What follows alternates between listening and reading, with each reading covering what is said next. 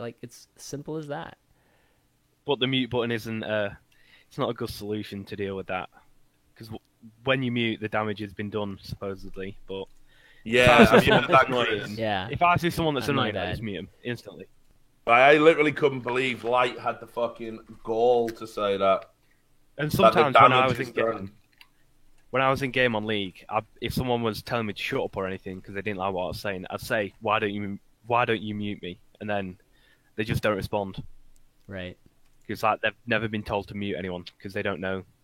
I think most people don't even know it exists, to be honest. No, I'm going to tell you. What? All right, I'm going to give you some No. fucking psychology. No, I'm going to no, give you some no. psychology here. No. I'm going to give you some psychology. 2 things you need to know about League of Legends and online games in general.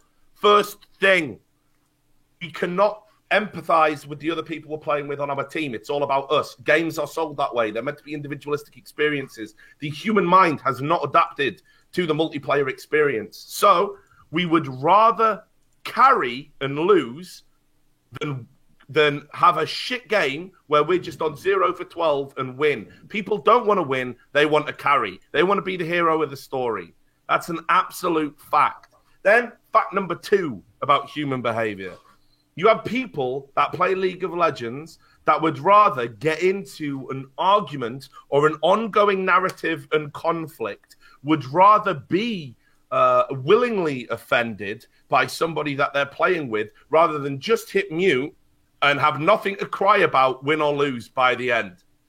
It's the perfect excuse. Or that I've had people literally say after a game where I've just been like, mate, you're fucking dog shit. Like, you keep getting caught, you're an idiot, whatever. And they say, oh, well, how can I play when you're criticizing me? I don't know. Yeah. Maybe listen to the criticism. Maybe. Yeah. Maybe right, or this be an adult. Listen to the criticism. You know, when Gordon Ramsay goes into fucking kitchen nightmares, right? We all know how this structure works. He goes into kitchen nightmares. He breaks them down psychologically by telling them what they're doing wrong, and they push back and they say, "No, I'm not doing this wrong. I'm not doing this wrong." And then he lets them have a day in the kitchen, and they do everything wrong, and it fucks up. And he has to absolutely break them before they accept, wait, I'm talking to a 2-time Michelin star winning chef. Maybe he knows more about cooking than me. Because people are fucking retards.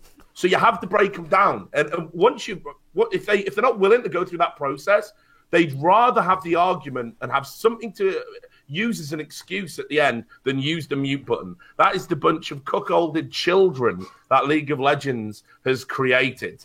That's all it is. That's all you need to know right there. If you understand those 2 psychological things, here's what you do. When I'm getting flamed, do you know what I do? Right?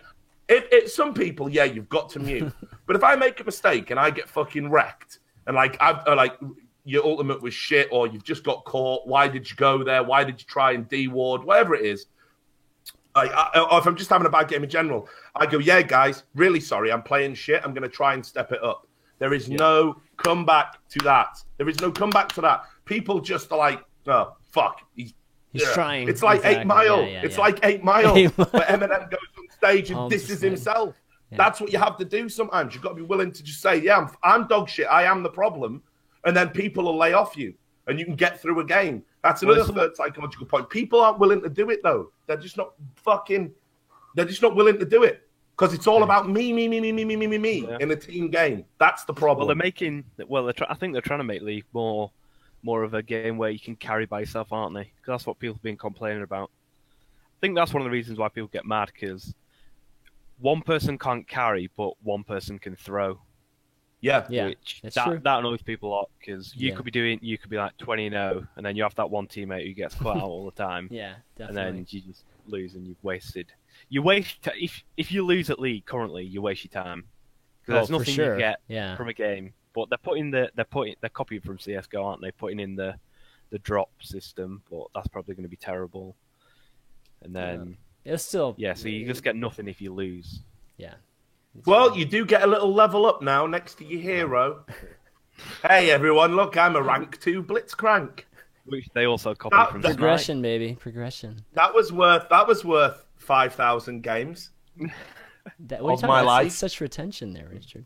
Or in your case, half your chat restriction. Yeah, well, yeah. All right, Danny. Well, So- thanks for the question, buddy. All right, cheers for having me on. Yeah. So, buddy.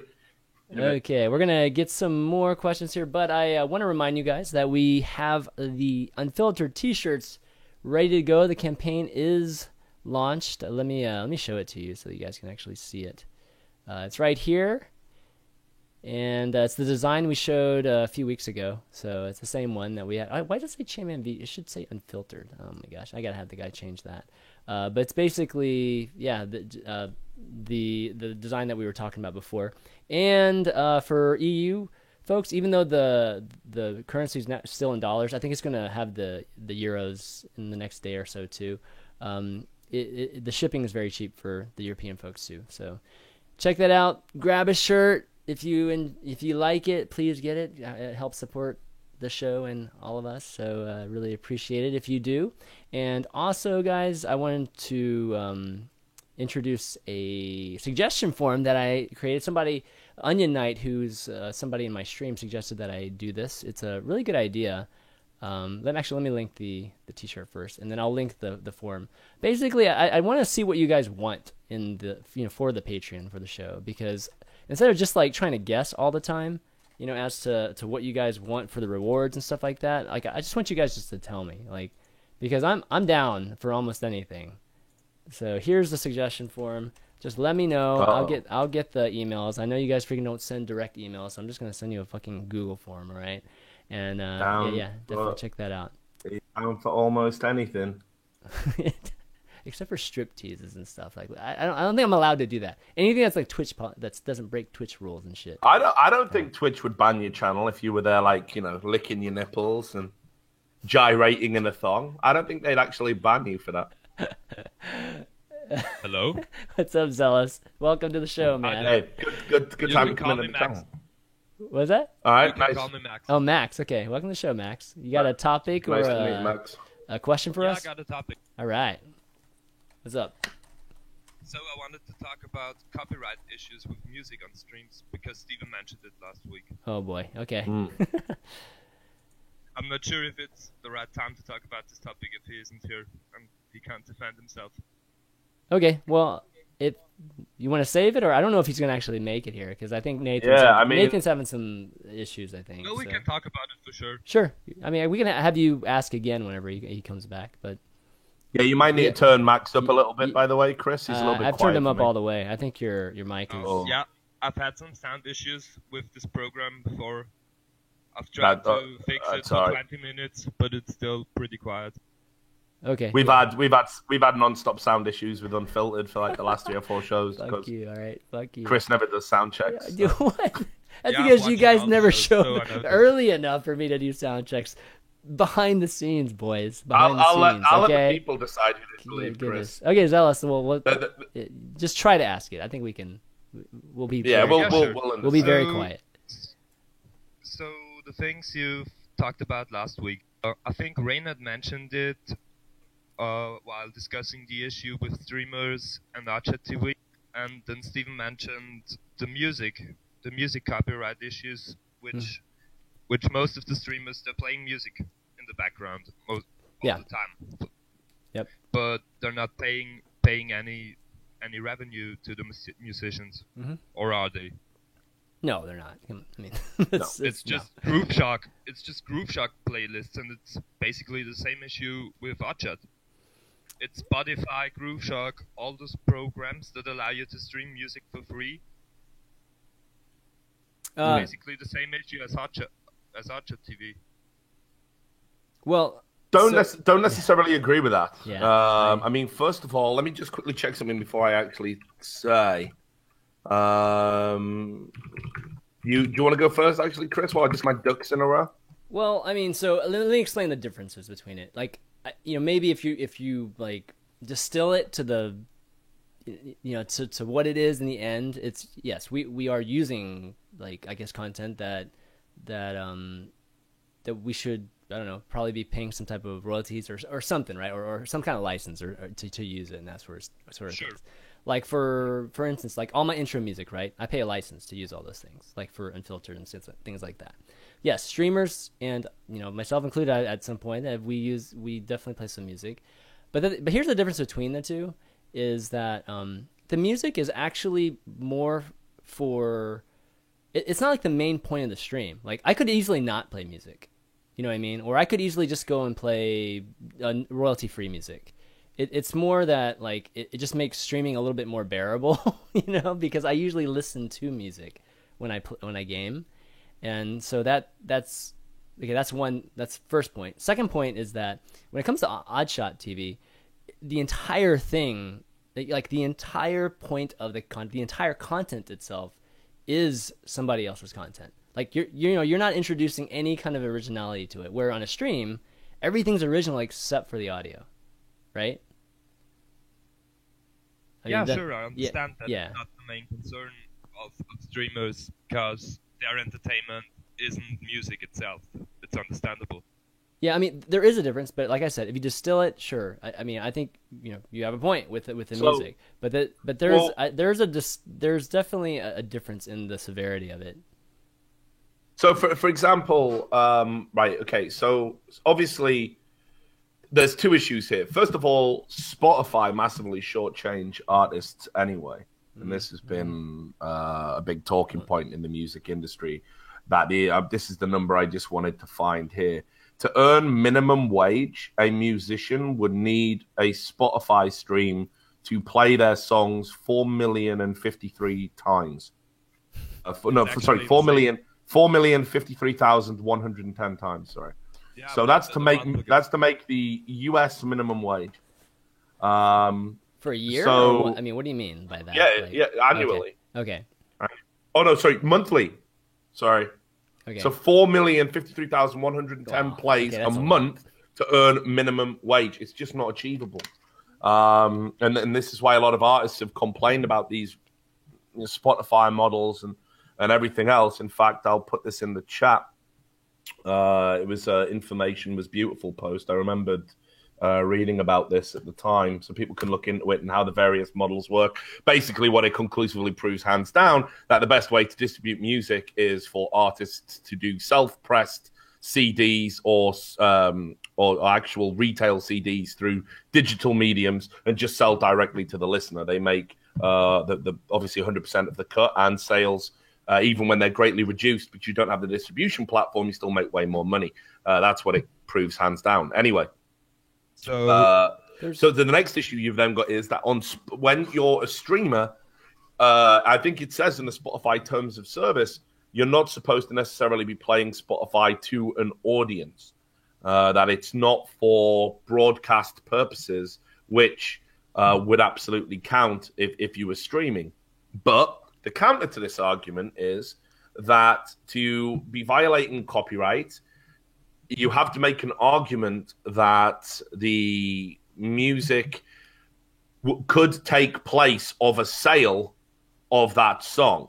Oh. So, for example, you would need to be able to make the argument that I would cut that piece of a stream out and save it as a file and play and listen to it with a streamer talking over the top rather than buy an MP3. Which is I understand. That's total nonsense. I get that. So it's a nonsense, but that is a key argument when we're talking about music copyright. That what you do, your broadcast, has to be a substitute for a music sale. For replaying it. It's the replaying aspect of it. Yeah. So this is where it gets murky, because I think everybody would agree that's not a logical argument. No, sure, it's a gray area. That's why we discuss it. I mean, I'm not totally on one side of the argument. I'm open. Oh, okay. I thought you were on the other side of the argument. No. That was the whole point of it. But the thing in music is physical sales are basically that. You don't make any revenue off them. I know it. I've worked in this industry for about 4 to 5 years. I've produced music for several bigger companies. I've mastered and mixed several bands in Austria, of course. I'm not internationally known or something like that.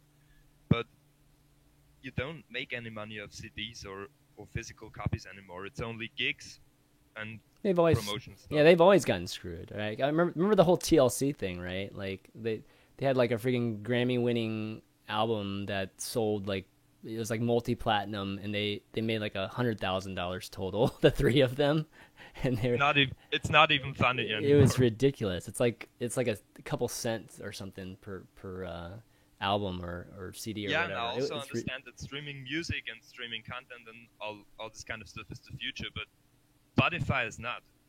I mean, it's not that streaming can't work. It can. It's that Spotify is a bad business model. Yeah, you're really soft but I mean, now, on top of that, what you've got to remember is there's an option where it's like if you are a broadcaster, and this is true for anybody. You know, I used to work in radio. I set up a radio station when I was at university. It was my end of year project, and you had to get the proper licensing. Yeah.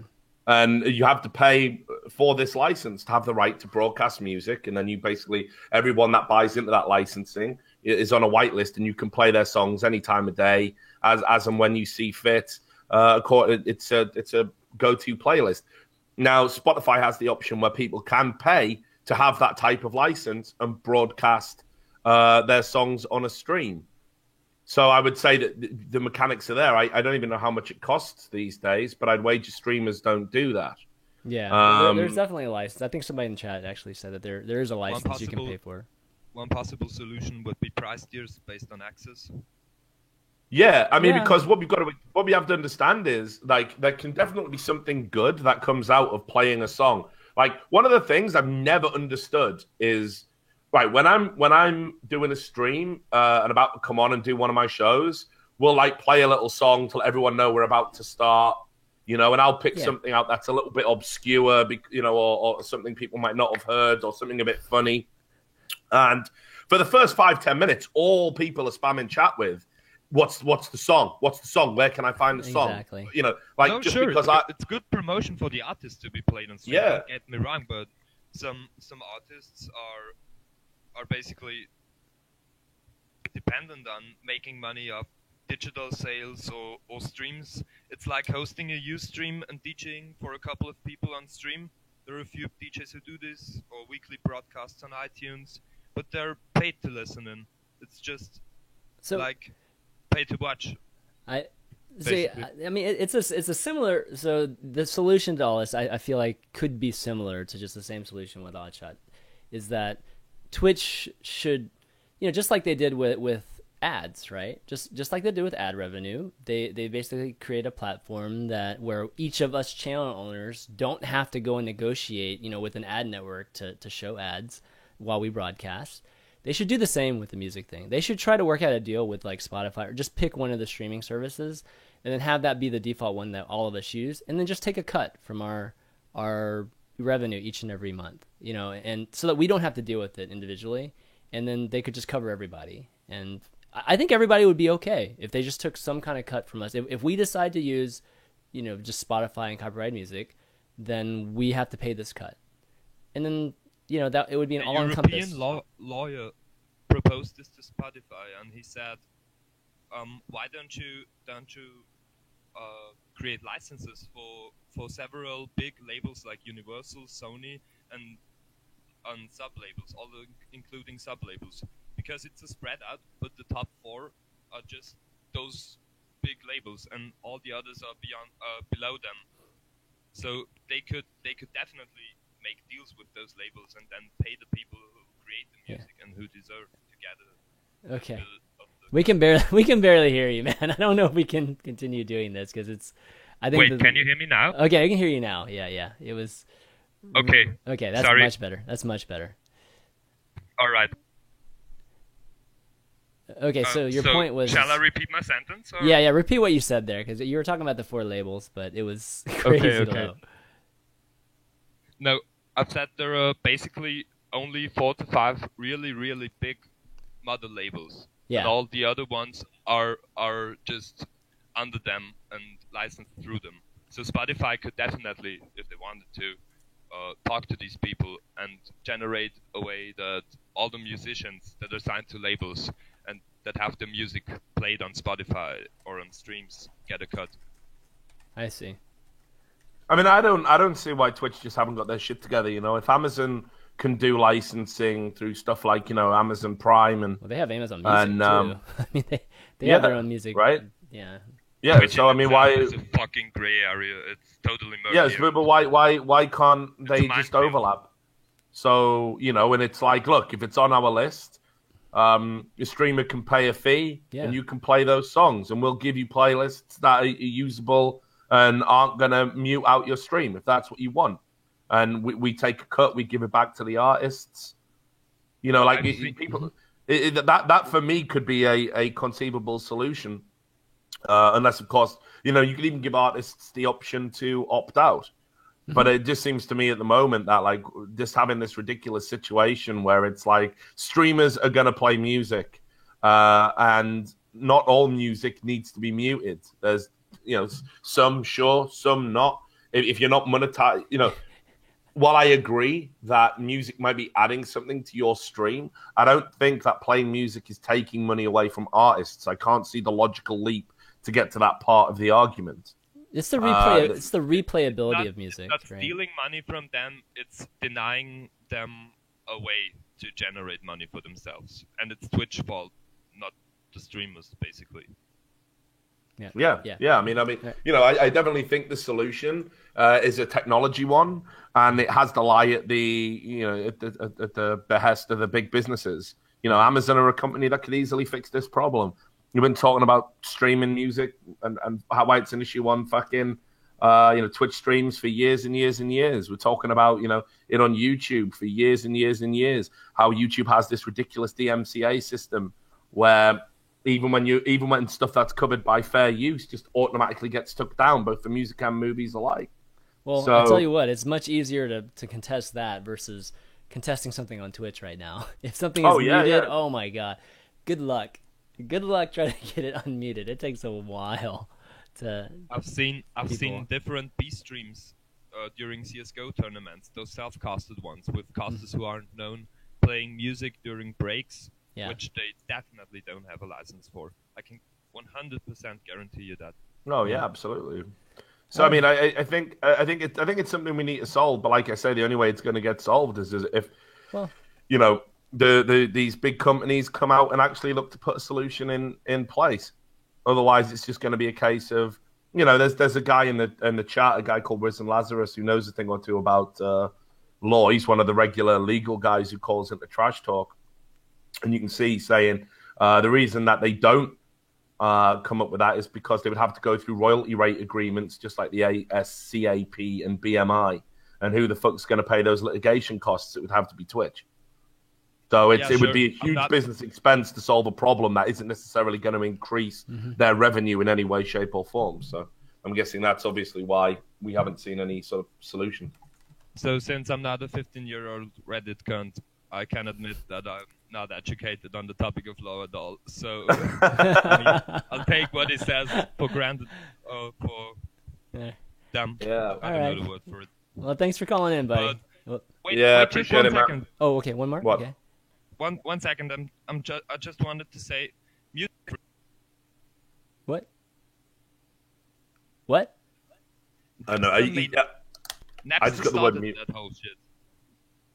Who? Napster started that back in 2001. 2001. Napster started it. Yes. Those guys are at fault. Well, yeah. Thanks, buddy. Thanks, buddy. If you see somebody who worked at Napster, please just take a gun and shoot them in the head. Thanks, Alice. There you go. Everyone. All right. There you go. So kill Napster employees. We had to get what I guess. It was good up. He was building up to a big point there. I know. And he went, I just want to say something. Mute. And that was that. Yeah, exactly. So. Oh man, it was like almost a natural mute, man. It was like the internet knew that was coming.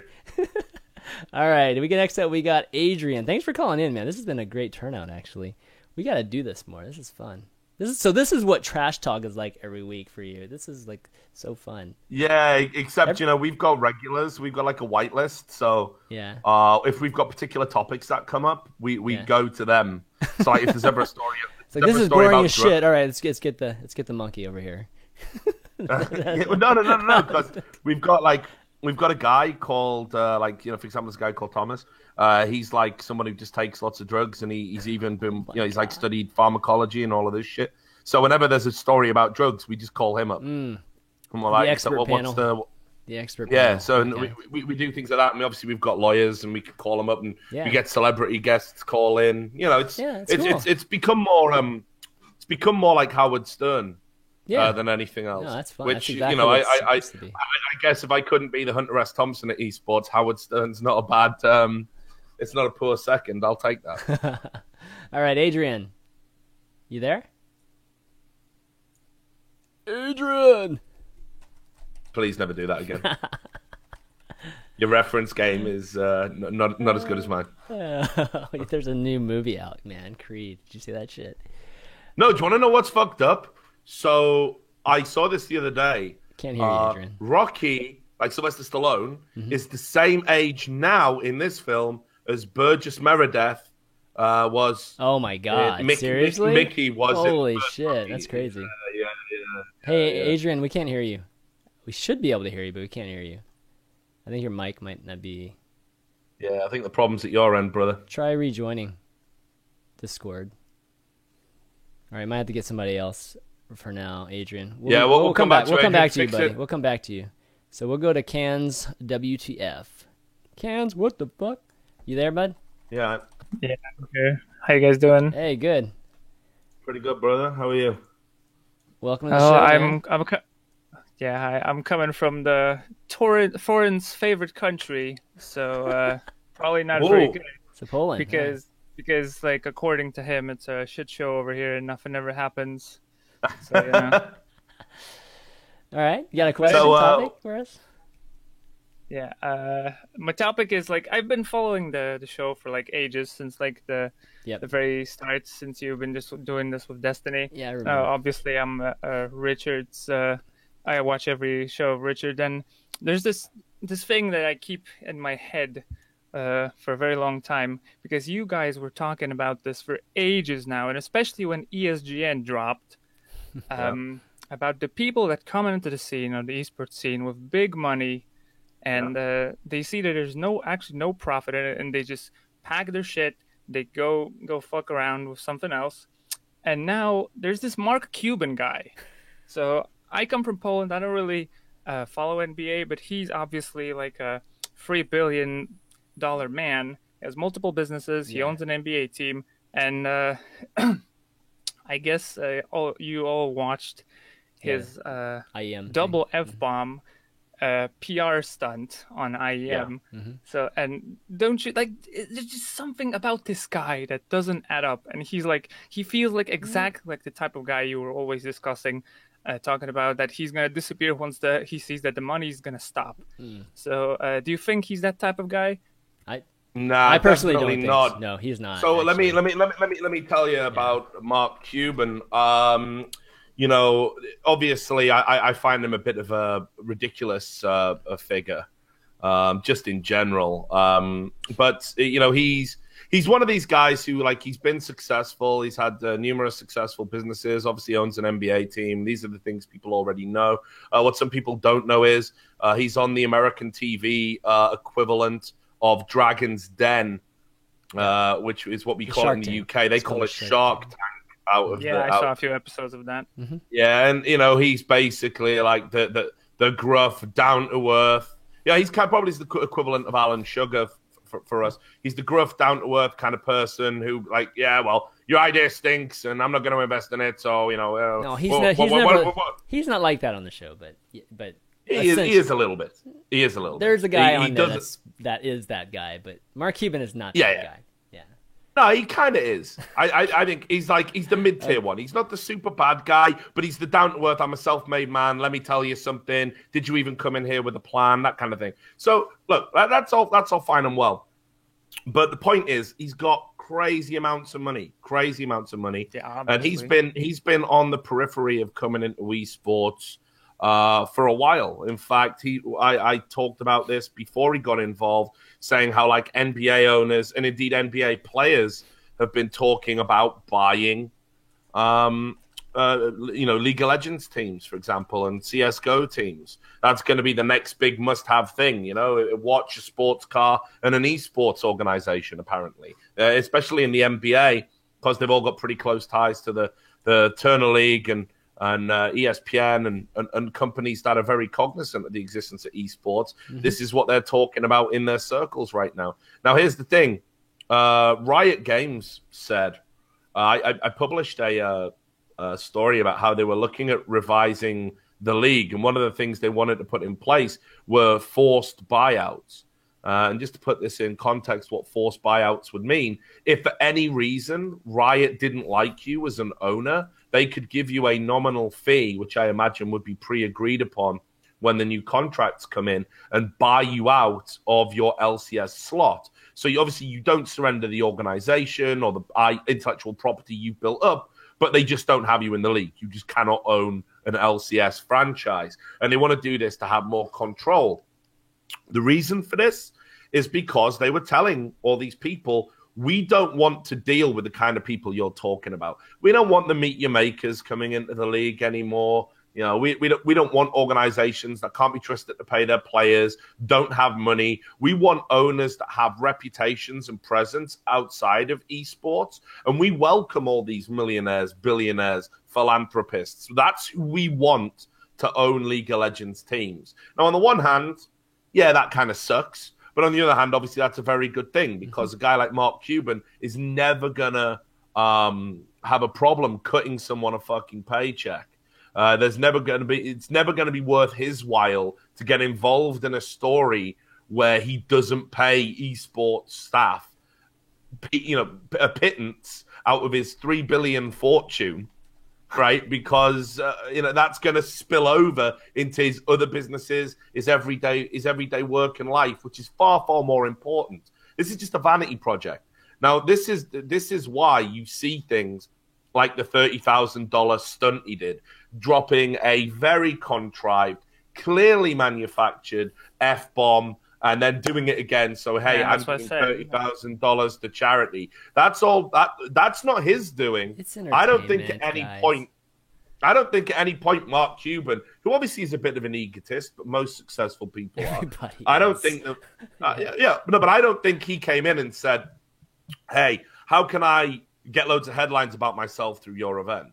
I don't think he said that. I think what happened was, your IEM and your Riot Games, so your ESL basically, or now rather MTG owned ESL and Riot Games went to Mark Cuban and they were like, hey, do you want to do this like 1v1 thing and we get you on stage and we show you into esports and then we'll have you swear and we'll give some money to charity and everyone will love you and we'll talk about it and we'll make headlines. It's a very Carmack thing to do, actually. If you look at the history of Carmack and his involvement with IEM, he always comes up with these ideas to do these like trolley stunts. That we in CSGO, we had a custard pie fight. A custard pie in the face with the loser. Yeah, it's fun. Well, I personally don't like the manufactured bullshit. That's me. I don't like it. It's not the kind of thing I necessarily want to see in these sports because I think it's fake or whatever. But anyway, the point being, Riot Games want to put this owner across in a big way. They want the owners to be accessible and identifiable and in a positive way. Let's not forget, and this is something people don't talk about, that the least popular pharmaceutical company CEO, Martin Shkreli, the guy who took the drug for toxoplasmosis and when the patent had run out, took what was a $7 drug per pill and then increased the price by 100 times or something to like almost $700 per pill or perhaps even more. He owns a League of Legends team. And he owns Team Imagine. And obviously Riot Games don't want to be talking about him. They'd much rather you were talking about the Mark Cuban owners of this world. Hey, look, he's just given $30,000 to a bullying charity. Hey, he swears just like you. Haha, isn't this cool? Don't look at that guy over there who owns a League of Legends team, who we allowed to own a League of Legends team, who does all this deplorable shit. And when it's called out on it, tells anyone who writes about it that they're all fucking idiots and says, it's not me, it's the pharmaceutical industry that's broken. So getting back to your question about Mark Cuban. So Mark Cuban has already invested in Unikrn. If you're not familiar with Unikrn, just a betting esports betting site. And the Snoopy sellout site. Yeah. But he's already invested in that center. So he's been looking at esports for a while now. I mean, I've even heard of him possibly investing in other consulting sites too. So when he's at an event like that, for him, I think it's for real. He's there. Of course, it's a publicity stunt, and having the Intel CEO there too, playing in a show match, it is all fun, and the whole point of it is to be entertaining. Okay, guys, and it was entertaining, whether you like the contrived part of it or not. I think it was successful in the entertainment it had. Right. Sure, was successful, but like he says that he's defending the game against that radio hack job.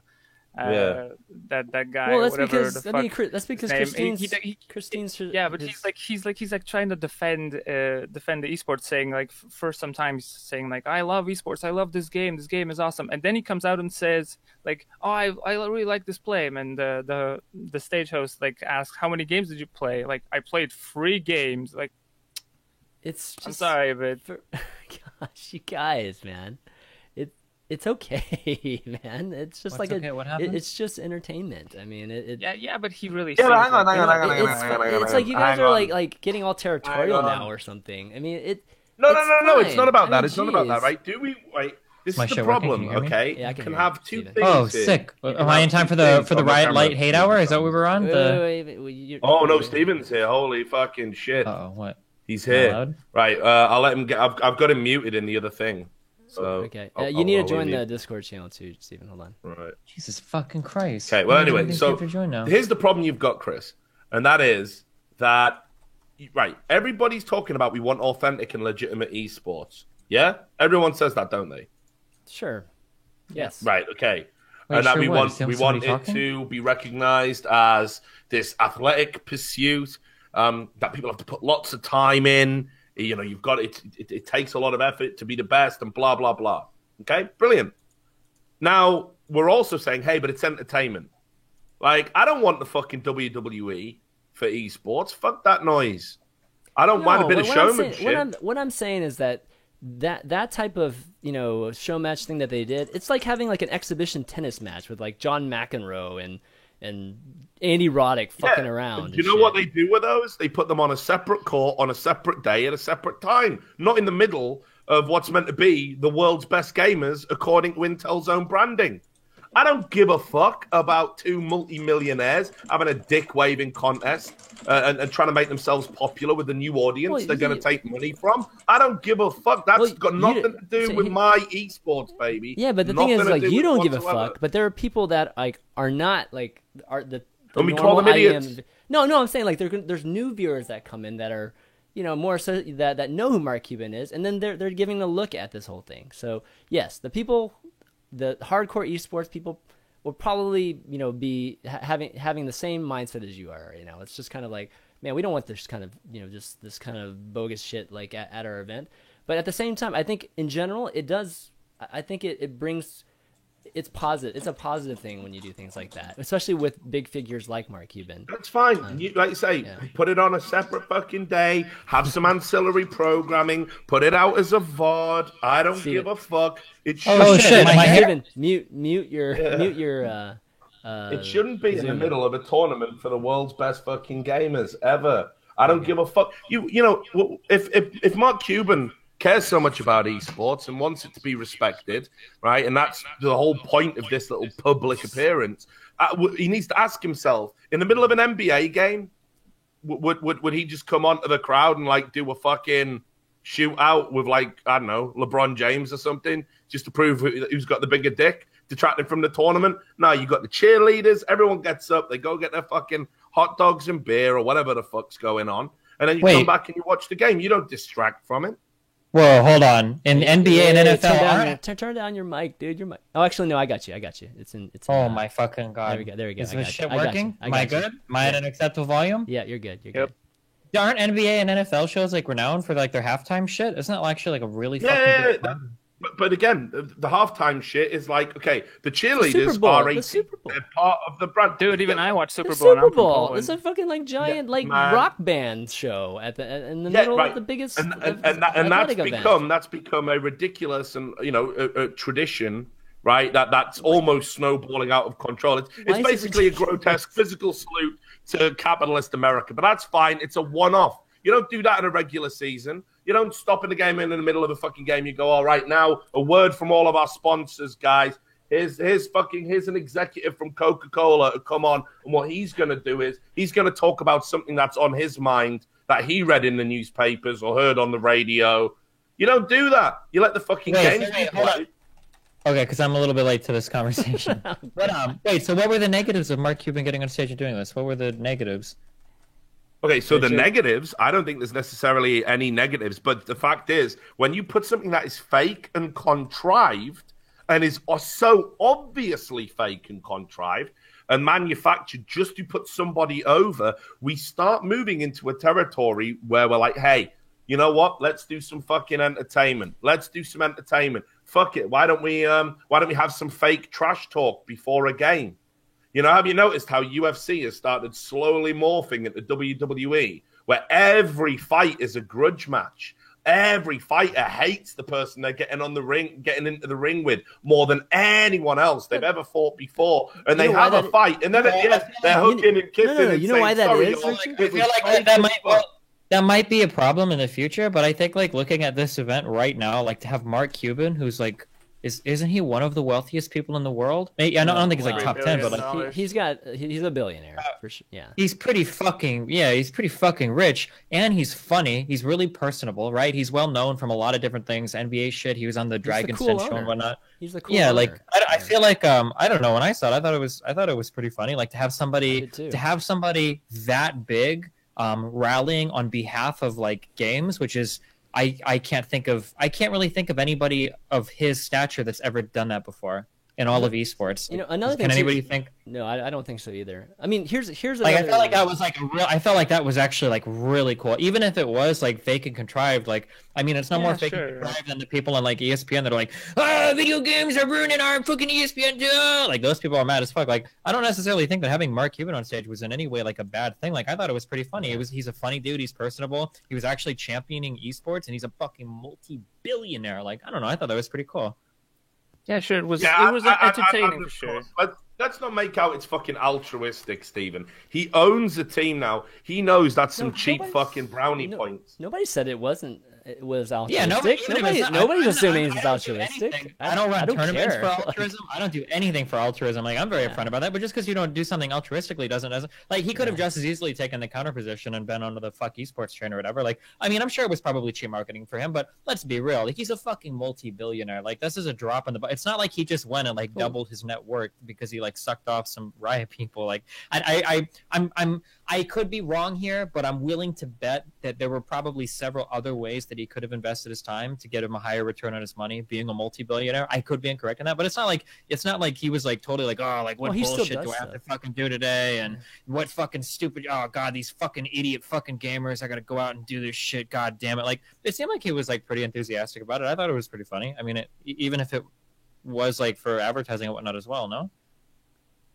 I guess we're just gonna have to find out whether or not he's gonna stay on the scene. The original question. Stay in the scene. He'll definitely stay in the scene. There's one thing that people with money can't resist in esports, and that is just how cheaply everybody can be bought and impressed. It's so easy to fucking just be like, make yourself the center of attention just by splashing a little bit of cash, and everyone involved in it. A single industry where that's not true, first of all. Secondly, he's a billionaire. This guy's rich no matter where he... One thing, I want to point out something too. I want to point out something too. You know it's an ego exercise. I want to point out something about Mark Cuban too. You can come into esports and just flash a bit of money around, and everyone will just bend over. Can we get you on stage? Can we get you on a show? Can we get an interview? Can we write about how you're the second coming of Jesus? Can we do that? Can we do that for you? And everybody does it every time a billionaire or millionaire comes into esports.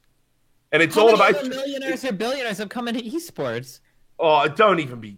Stephen, come the fuck on. No. When I say billionaires and millionaires, I mean like actual. Not like this guy who lives in his mom's basement says he has $1 million to start an I'm talking about actual as well. Have you took a look at the fucking lay of the land lately in esports? Have you seen the investors that are coming in? Can you name one other event where like a multi-millionaire, even just... We want to say billionaire. Right, no. Now you're changing the question. You're saying one event where a millionaire comes on stage and fucking parades himself around. Now, you just said before that, how many millionaires and billionaires have come into esports? Dozens in the last 18 months. But that's the difference, though. That's why I thought this is cool. If it had just been like Mark Cuban does some behind-the-scenes deal and buys this or does this, whatever, then yeah, we could be talking about that. It's like, oh, whatever. Mate, I guess it's cool. They used to trot the chairman of fucking Raid Call out on stage at ESL events. So let's not fucking pretend that this is like anything that hasn't been happening for a while. It's just this one's a high-profile guy, and as you say, he's personable. He's got some very dubious views on net neutrality, which but hey, I guess all sins are absolved. Everybody in a big company has a dubious view on net neutrality. There's no financial stakes in it. I mean, are we going to be like, how many multi-million billionaire people are you going to find who are whistle clean on everything? Like, that's trying to find a politician with absolutely no badness in their record. Like, that's never going to happen. I mean, we're talking about trying to get sponsors that are non-endemic too. This kind of thing helps with that, all right? I mean, yes, the numbers always speak for themselves, and guys like Derek, we're talking basketball, guys like Daryl Morey, Mr. Analytics himself can like talk numbers for days and things like that. But this type of thing does help in a way for other sponsors that have that might not have even noticed esports before or haven't been looking at esports, and hey, Mark Cuban doing something with esports, that's kind of interesting.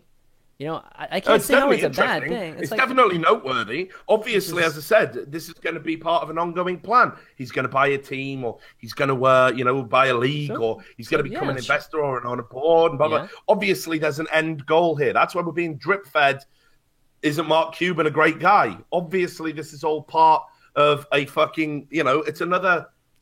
marketing thing. So I guess I don't disagree with that, but right now the way that it works in the mainstream is every big mainstream person looks at esports and sees a bunch of fat fucking retards that are wasting their time playing video games. That's still the mainstream. That's still the very mainstream opinion about games in general. So a lot of people that are entrenched in esports might not believe that or agree with that, or there might be some people, we got a college club, blah, blah, blah. But for the most part, if you ever turn on like ESPN, or you ever go listen to your local radio, you ever listen to like a talk show guy, you ever turn on the fucking news, whatever, most of the time you're referring to esports people are thinking of you in very derogatory ways. Fat losers, idiots that are wasting their time playing games. So to have somebody like Mark Cuban, who owns a fucking NBA team, who's a fucking multi-billionaire fucking dude, come out on stage and not only champion esports, but be enthusiastic about it, I don't know, I saw that and I thought that was really cool. He's a hugely influential person. He's got a lot of fucking money, and he's involved with real sports. So for him to get on stage and like champion like video game sports, I don't know. I thought that was like pretty cool, in my opinion. Yeah, but equally, what we know about esports from years of involvement in it is those stereotypes are wrong, and I'll bet fucking dollars to fucking donuts, as one of those fat retards, obviously, right? That if you're telling me Mark Cuban privately has never said, man, look at these geeks, look at these nerds, look at these virgins, or anything derogatory about esports, and he really, really loves it, and it's really, really touched his heart in a way that nothing lately has ever touched his heart, man, then you're just drinking some fucking shit-flavored Kool-Aid, aren't you? Because he doesn't think that. What do you think about Daniel Negreanu? He was playing Hearthstone. Exactly. Daniel Negreanu and Elke, right? And I mean, you can say the same shit about Elke. You mean celebrities have woke up to the possibility that esports can be used to market directly to a highly desirable, Richard. Color me fucking. One at a time, Steven. Because the problem is, like, while these are all advertising opportunities, it sounds like you literally want Jesus to come back from the dead and be like, hold up, everybody, like, seriously, like, in my purest, most sin-free form, I have come as the Lamb of God to champion esports. I definitely don't. But let's not have a fucking load of condescending shit where you try and dupe a very young target audience into believing that, hey, you're all about the fucking esports, baby, when you're not. You're all about the fucking money, baby. Right, and esports is a lucrative area to get into right now, and the people who are coming into esports right now are doing it for a return, and they should just dial it down a little bit. That's great, but that's what you one at a time. That's all they have to do is just dial it down instead of fucking pretending they're here because they just love it. When people look at your arena and they decide that publicly it's not going to be public suicide, it's not going to be social suicide, and it's profitable, that there's money to be made there, that's exactly what you want. Those are like the key indicators of a thriving industry. If somebody looks at this, people that are popular and have fan bases and established people that watch them all from other areas, if they look at something and they go, hey, this thing I can do is both A, not socially fucking horrible, and B, I can actually make money here, that's fine. And those people start coming in and doing shit like that, like, that would be fucking awesome. Even if it is a little bit cheesy, even if it does come off as a little bit fucking cheap or whatever, if there was a fucking Blizzard commercial with fucking the whistle starts and the game starts and Kobe Bryant's in the locker room like playing Hearthstone or whatever, and it's like it seems kind of cheesy. Like it's still like fucking great. Like that's really good exposure. I mean, I don't understand like what. It just seems strange that like when people see your industry, they decide that it isn't only for social outcasts, right? Because if it was still social suicide to get into games, people wouldn't do it, even if there was a quick buck to be there. And they do see that they can make money into it. Those just seem like overwhelming positives to me. I don't understand why we would shun those people away. I'm not talking about shunning them away. What I'm talking about is there has to be some semblance of balance. There has to be this reality where we accept people that come into esports with the desire to take advantage of the industry now that it's burgeoning, now that it's a bit more secure.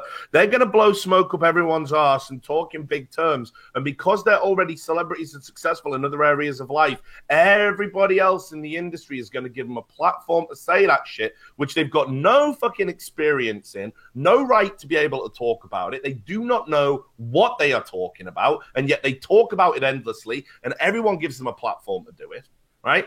And on top of that, we're all like, hey, this can only be good for us. Well, no, it can't. Because when people who are A, thinking about profit, and B, don't have a great understanding of how delicate this ecosystem is, that's when things go wrong. That's when bubbles burst. So all I'm saying is these people just need to fucking dial it the fuck down a notch. I'm going to find you an example here. Well, so, no, hold on, Richard. You're saying that ESL does this all the time. This sounds like a Carmack thing. Then... it's Carmack that's like, is it not Carmack's fault then?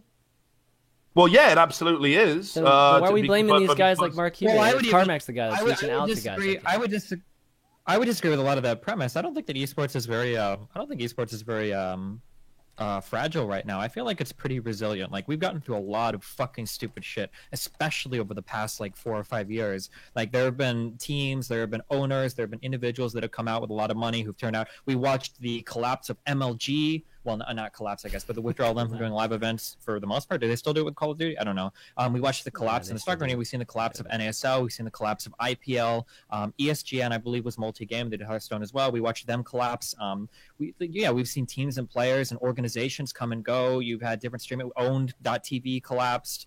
You've had this whole Azubu scandal shit still kind of going on in the background. You've had the Russian mafia and World of Tanks and all sorts of weird fucking shit. Like you've had all this shit going on, and esports is still kind of like trucking along. Like I think we're doing okay. I don't think that like one person coming by is going to like topple all the dominance over. No, it's not just one person though. So look, I can tell you about what happened. And I'm sure he won't mind me telling the story. The guy who founded Unicorn, Rahul Sood, I believe, when he came into esports, I'm trying to find the article now, but I can't find it by googling. I can't remember the exact quote, and I don't want to put words in his mouth. But to paraphrase, it was basically he said something along the lines of that he believed esports could be bigger than I think it was the NFL or maybe it was the NBA. I don't even know. And anyway, the point is that, hey, I'm a guy. I've just turned up in esports. I've got no history here. I haven't even watched out for business trends, but I got a big chunk of venture capital, and now I'm going to say something that could be completely untrue. I certainly wouldn't know, but I'm going to say it anyway. So when we were in California, he's a great guy, by the way. I went for lunch with him, and I just said, like, why the fuck would people say this? And he felt, well, I do think I have the requisite experience to do it, but I also think maybe it came across wrong in the press and print, and maybe yeah, you're right. Perhaps it did look a bit bad and stuff. And I'm like, if these people could just actually dial it down instead of all the fucking hyperbole about how esports is the next big thing, might as well just fucking chill for a minute. That, right, there are people that I believe are qualified to say that if it's true. It ain't some fucking venture capital toting millionaire or sports industry billionaire coming into a scene they know nothing about looking to make a profit. Of course, they're going to talk it up. They want other investors. They want sponsors. They want business ties. No one comes into esports with money to burn and says, man, this industry's got a lot of fucking work to do, actually. There's so many things we don't have in place. Nobody says that. And actually, that's the kind of shit we need to hear from external businessmen. Not hyperbole, but how we can actually make this a sustainable and better fucking business so people aren't getting shit on every week. And when I stop writing the same kind of stories about players not getting what they're due, people getting fucked over, bullshit contracts, organizations going under, companies going under. When I stop writing about those types of stories, then maybe I'll get on board with these motherfuckers who've been here for 30 minutes telling me about the bright and glorious future of esports. But until then, I'm not going to do it because they're full of shit. Well, I mean, okay, so a couple things. One, VCers will always hype any industry they get into, even if they know fuck all about it, right? That's kind of like the job of like a venture, like no venture capitalist is throwing an angel investment towards something and be like, well, I'm not too sure if this is going to work or not, but you know, I'm just kind of hoping. Like, of course not. Like a venture capitalist is always going to overhype the fuck out of anything they put their money on, right? That's just the nature of investment, right? Anytime you invest, look at all the fucking people that did it with fucking Bitcoin or all the shit going on in fucking California. Like that's how it works, right? You throw a lot of money at something, you're hype as fuck about it, like, oh, this is gonna be the next fucking big thing, and the next Facebook destroyer, the next whatever the fuck your money goes to, right? So that's kind of expected behavior. I wouldn't fault an investor for overhyping like their investments. It's kind of like that's exactly what you would expect them to do. In terms of like people getting fucked over by organizations and whatnot, while that is definitely true, you're never, ever, ever going to be able to stop writing those stories. That's just the nature of everything. Fuck, it still happens in professional sports all the time. And as esports gets bigger and bigger, like those stories are just going to become more prevalent. But that doesn't take away from the fact that right now in esports, I would put money behind the claim that there are more people right now getting paid good money from esports than there ever have been in the history of all the fucking world, right? Even though there are still those scandalous fucks that show up, I would say that right now esports is more stable across more scenes, across more countries, for more types of people, right? Whether it's streamers, YouTubers, professional players, or people that do casting analytics, or even event producers, there is more stability in all of that and more people getting paid than there ever has been in the entire history of all of esports. So while there are still some scumbags out there, and there always will be, like, I don't think that you can just look at like a few and be like, oh, like all of esports everywhere is so fucked and we need to watch our backs and everything is going to topple. I feel like it's a little bit too cynical, you know? I think. Well, there's going to be a time where I mean, will there be a time, Richard, where these type of things are okay with you? I mean, because you're referencing it being like a very, very sensitive and unstable environment, which esports has always been that way. And to Steven's point, I feel like there's more and more money coming in. There's more and more that's actually money that's staying in. And I mean, are we going to get to the point where, Richard, that you're not going to be as cynical about people that are just selling like you sell in other industries? Like I said, first of all, what you people can't see, and I'm very surprised Steven can't see this, because he called the whole Korean thing when he got fucking pounced on by, behind the EG or whatever the fucking that shit show he's behind called, the EG. right? So Steven usually is a very prescient guy. Okay, so these people are coming. Okay, cool. No, because you seem to be slightly blinded by optimism on this. So let's just look at what happens. Okay, we are now being deemed, after years and years and years of failure and the creation of toxic assets and bad debts and people being owed money and no sustainability and bullshit contracts and working ridiculously long hours for no fucking return, which is all the effort that esports was founded upon. We're now at a place where successful people, millionaires, billionaires, philanthropists, whatever you want, venture capitalists, all want to come into esports and make a return, putting in money the likes of which we have never seen before. So you think that's brilliant, right? But every time that happens, it comes at a slight price. There'll be a slight little insistence. I mean, first of all, I don't even think the money's going to go into the right places. I think pretty much I've talked to a lot of these venture capitalist companies. They all say the same thing. I say, what's your model? And they go, well, look, we got told if we invest in esports today, that's the cheapest we're ever going to get to invest in esports. So we're going to build something and sell it for a profit that will basically offset all of the loss that we made. So a lot of these people are building things to sell, which isn't a good thing, by the way. And you can ask them. Why is that not a good thing? Wait, why not? Building, if your sole goal is to build something to sell, then ultimately the bottom line is still about profit. And if you cannot find a buyer, you just close the project. So that's why it's not a good thing. Do you think that Twitch was ultimately a good thing or a bad thing for the esports scene? For everything, for gaming in general? Because that was built and sold to Amazon. Okay.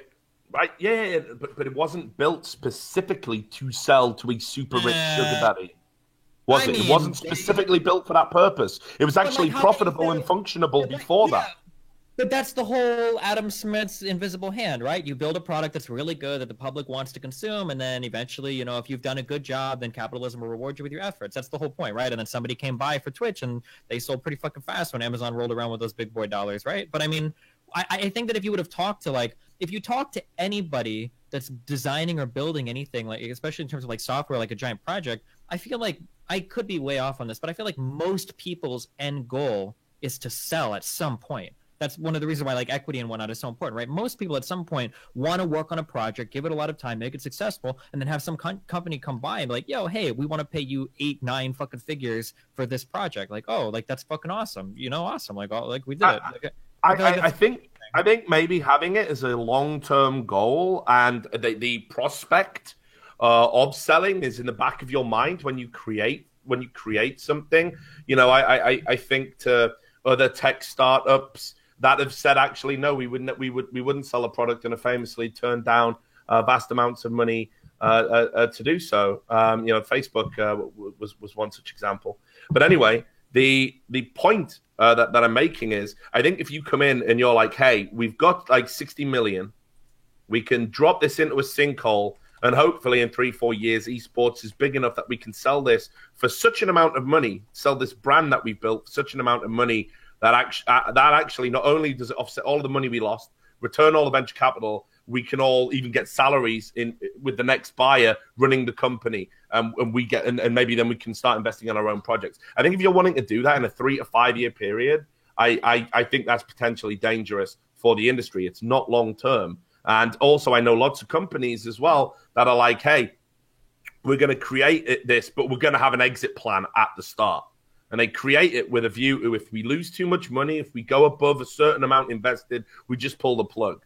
And, for example, ESGN was one such example of a company that was founded on that basis with the Sapinda money. Now, the second point is that when these philanthropists and big people and everyone else come in and talk a big game, it always comes at the slight price of, right, now we need to raise our game a little bit.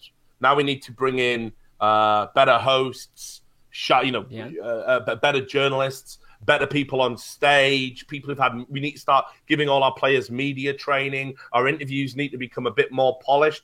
Now, the interesting thing is, who the fuck gets those jobs? It's not the experienced people that built esports. They're going to get pushed out. That's a fact. That's coming. Okay.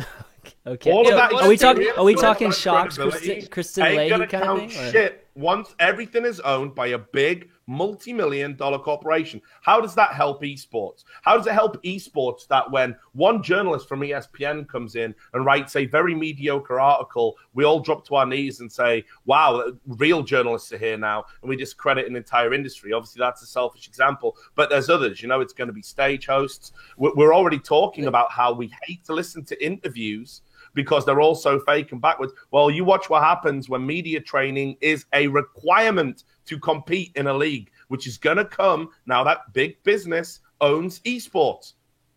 There will be no room for the even true of like college athletics, though. All right, let's wrap this up. This has been a great topic from Ken. Like even for college football, like those guys need media training. No, isn't that kind of like the part? Like you don't want some guy like on live TV being like. Okay, so actually, one last point to that last comment you made, Richard.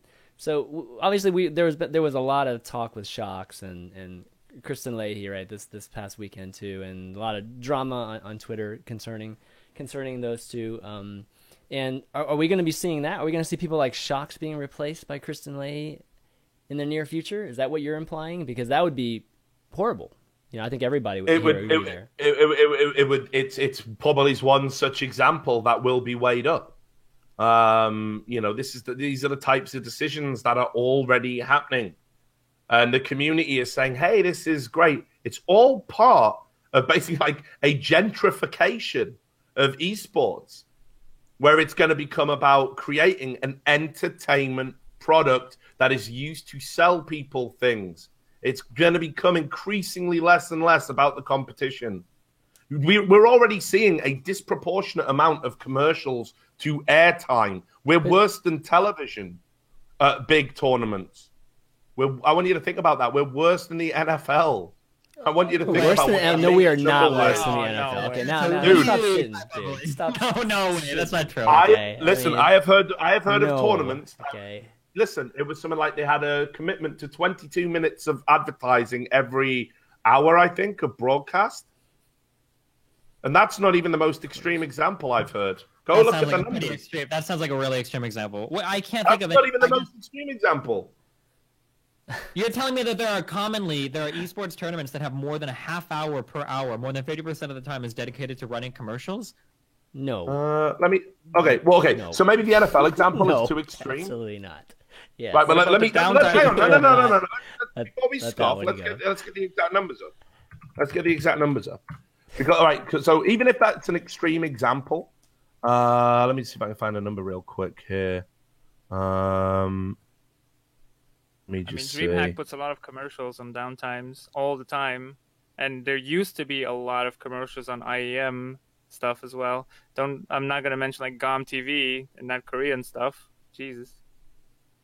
Let me just see. Okay, the average NFL game includes 20 commercial breaks, which contains more than 100 advertisements, but that is when a broadcast lasts for 3 hours and 12 minutes.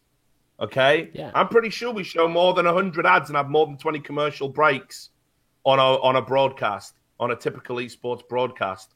So what you would then need to do is you would then need to look at a 3 hour and 12 minute sample. Yeah, it would have to be like of esports. Concentration of it. But here's the thing. Yeah, you're not sniggering now because that's not a million miles from what we're doing in esports, is it?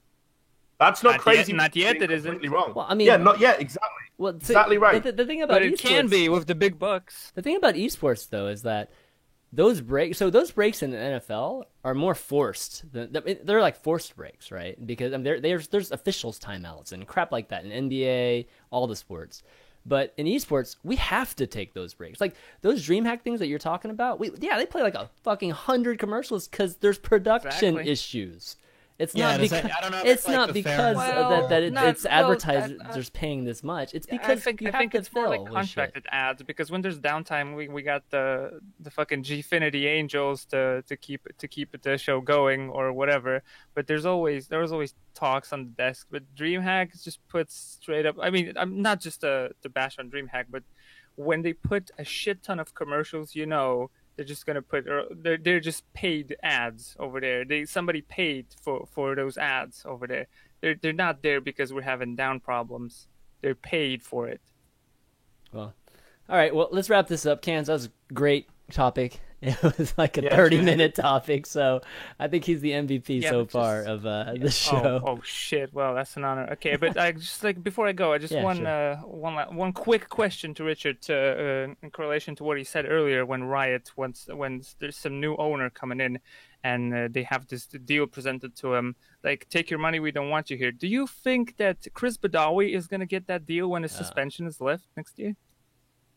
I know that the situation with Chris Badawi is that there's still a lot of work to do. Let's put it that way in his relationship with Riot, but obviously he was allowed to attend Worlds without incident, and I think they're building that bridge. I think a lot of what Badawi allegedly did wrong was really overhyped by basically a cartel of team owners that wanted to prevent people coming in and potentially harming or undermining their brands by maybe having access to their talent.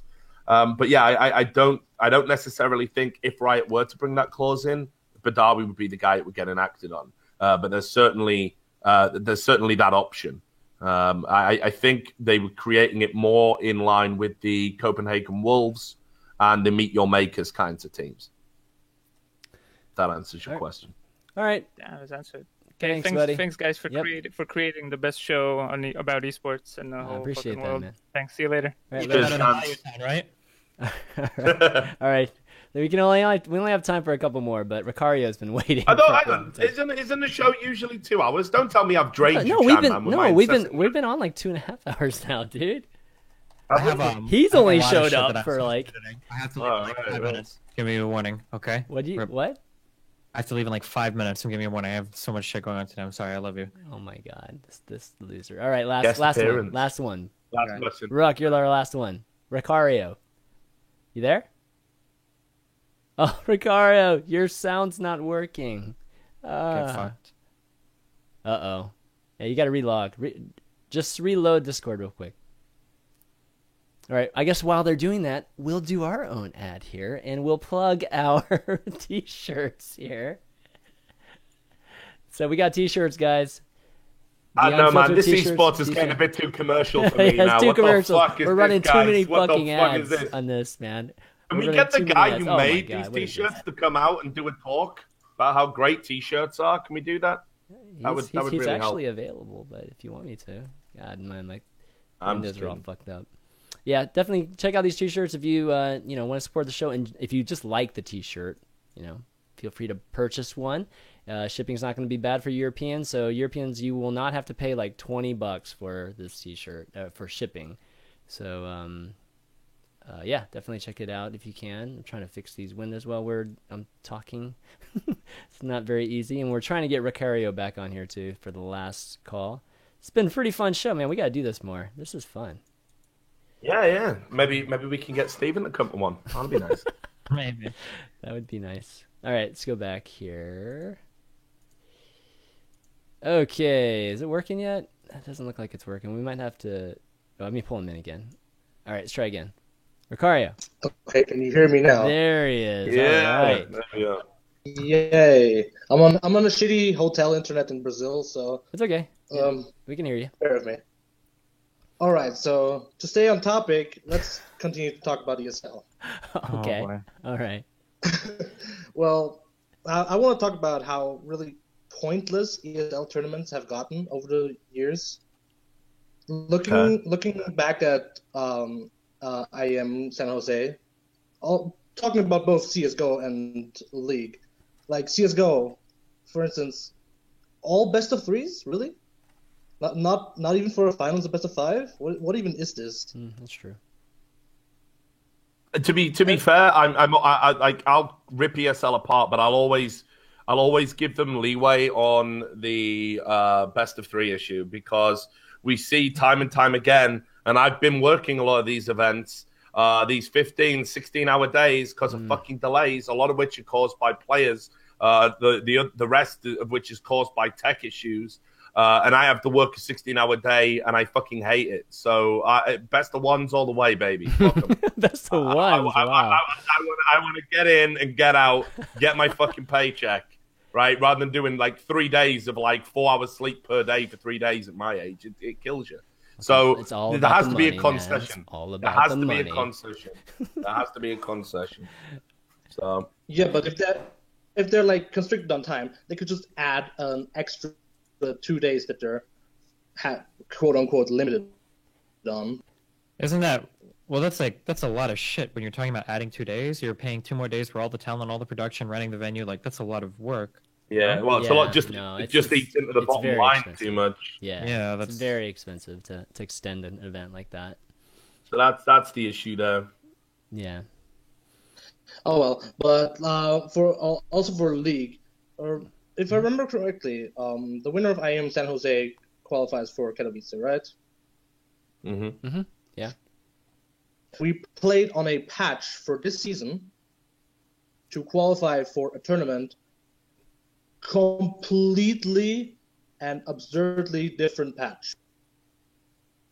Yeah. Yeah, that happens a lot, though. That happens a lot in esports. I don't know if I don't know if it's one of those problems that has a solution to. I do think it's patently absurd. But, I know Steven back in the dark days when he was a player, that probably has happened in StarCraft as well, where you would practice for a tournament where, one particular unit was you could be relied upon to do something. A patch happens, you get to a game, and the balance of the game is completely changed, and maybe you lose as a result of that because your strategy isn't in effect. I think everybody that competes in esports in almost every game will have experienced that. In Counter-Strike, it's not a game a lot of people associate with having patch issues, but obviously Valve have a tradition of patching just before weekends, just before tournaments. So lots of players have gone there and been like, okay, the movement's slightly different. This gun behaves slightly differently. The armor pen's been reduced on this. and it can have a slight impact. It's just something I think you have to get used to if games are going to constantly evolve and be updated, which I think most people would accept as a good thing.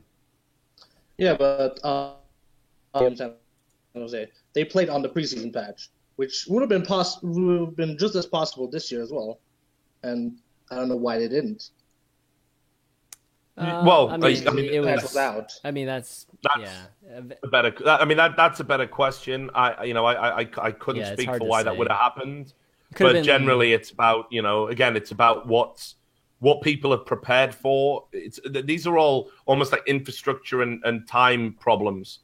Sometimes, for example, even when a new patch is coming, the people who run the tournaments don't get early access to that patch. A lot of the time, the people who run tournaments don't even have access to the what they call the tournament client.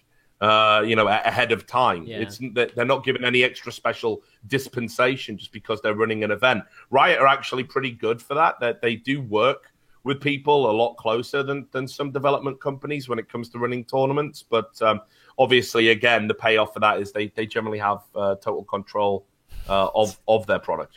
So that can be a bit of a double-edged sword. But again, I don't think it's a problem you're ever going to solve in esports. Yeah. And also for inviting teams to like future events, I don't know why they're so limited on like only 14 vote in, where in NA we had 2 teams that literally are selling their spot, don't even have a single member announced that's playing for them. Like why? And why not just take a team that actually has members announced, like RNG, NRG, or whatever?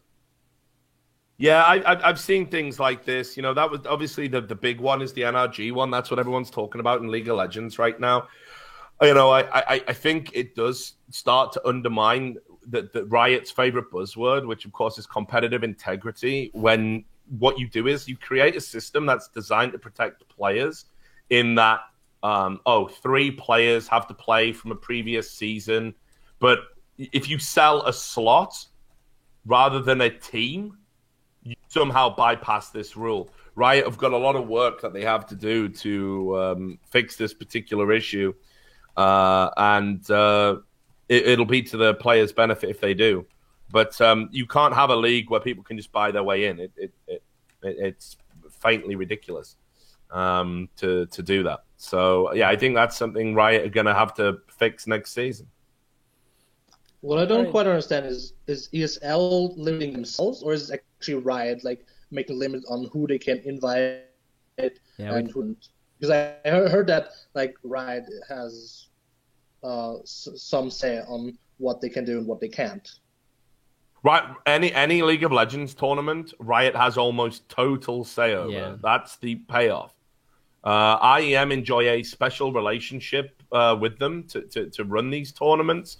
But again, they don't get to choose what teams go. That's at the behest of Riot. And in fact, Riot insists that the total amount of talent that attends an IEM is limited, so it never outshines the LCS. That's an agreement they have. Another agreement is IEM can never host Dota or anything that Riot deemed to be a rival game. In fact, as I've said multiple times on this show, Riot even get to dictate what talent ESL can use for other games, such as myself not being allowed to be at an IEM where League of Legends is present, even if I was working StarCraft or CSGO. They will not have me near their product. They consider me a dangerous entity.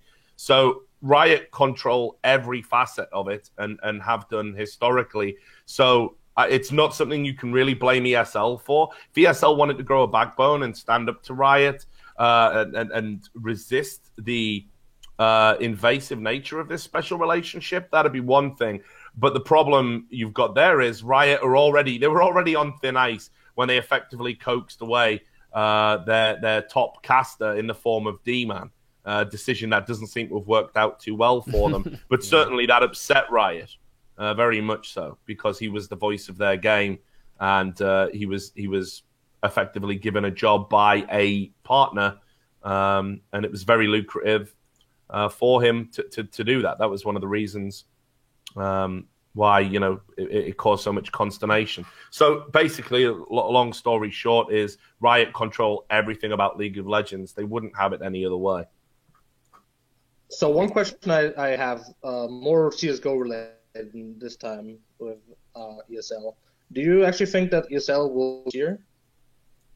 Do I actually think what? Sorry, you broke up slightly there. Do I think ESL will what? Do you actually think that ESL this year with MLG coming in and stuff like that?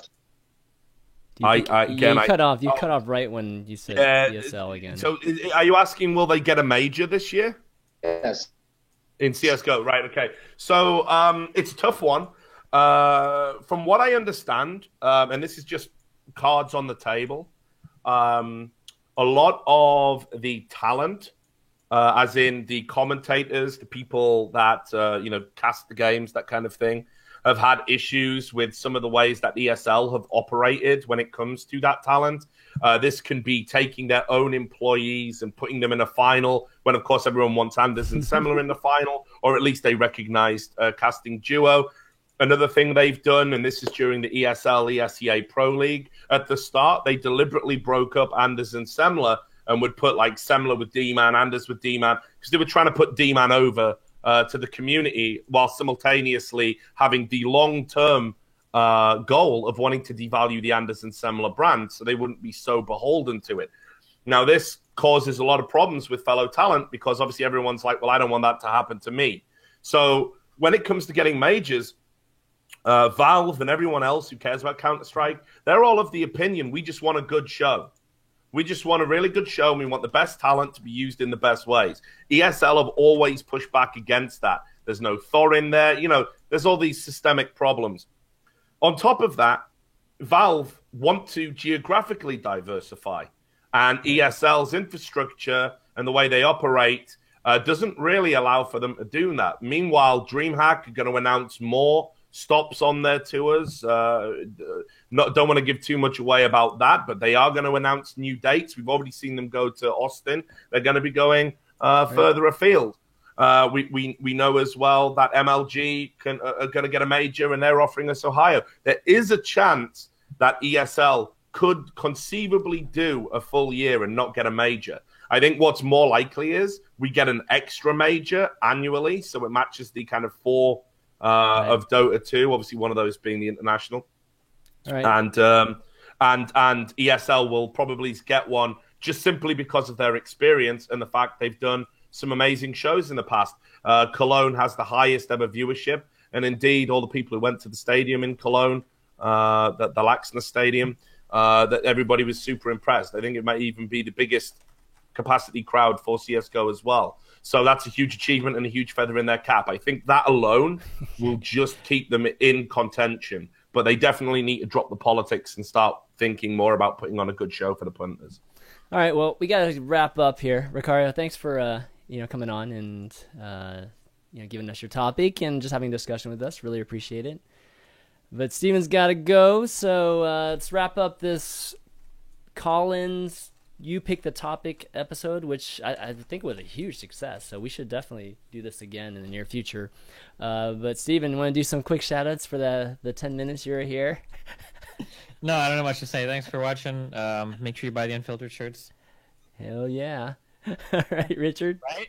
That's right. What, do you have like a URL for those yet, or no? Yeah, I already linked them here. What is it?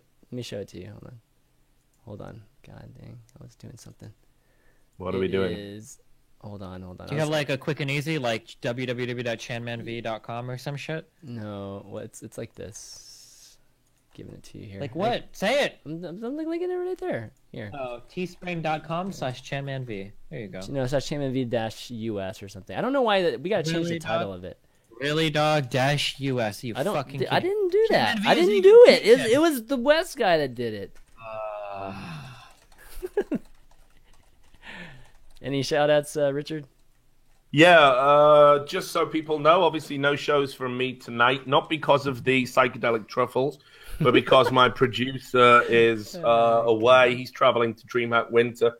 I travel to DreamHack Winter tomorrow, hoping it's going to be the last event of the year. Which really? Has been oh my god! Yeah, it's been it's been a fucking ass pounding.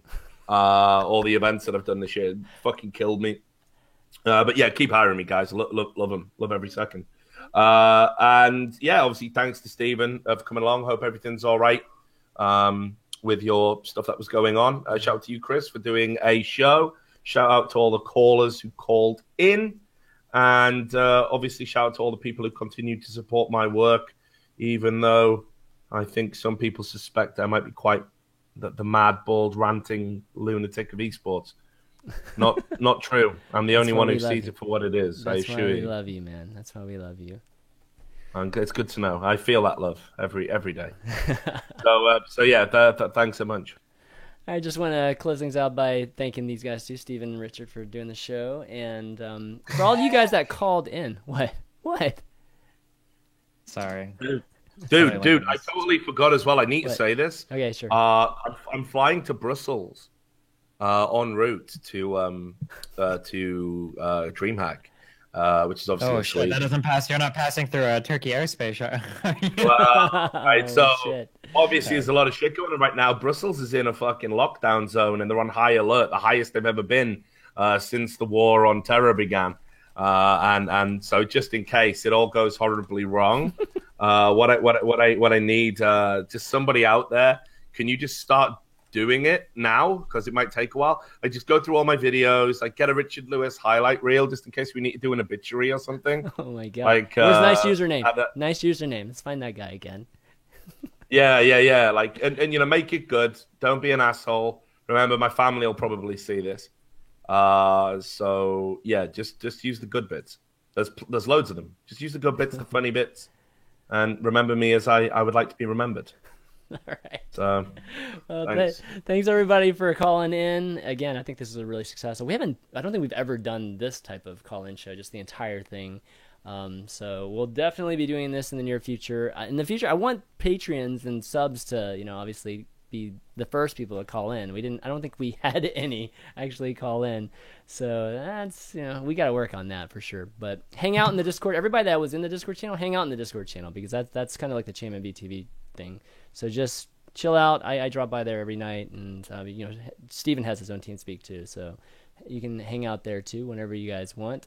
But yeah, that's going to be it for the show this week. VODs will be on YouTube. First part's already uploading, youtube.com/ChampionV. I'll tweet like usual, just whenever the VODs are ready.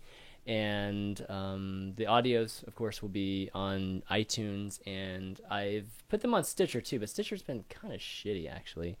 So at least check out the FeedBurner. I'll tweet that link too. But yeah, that's going to be it for Unfiltered. So we'll see you next week for Destiny, Richard Lewis, and myself, Chairman V. We'll see you later. Peace. Good.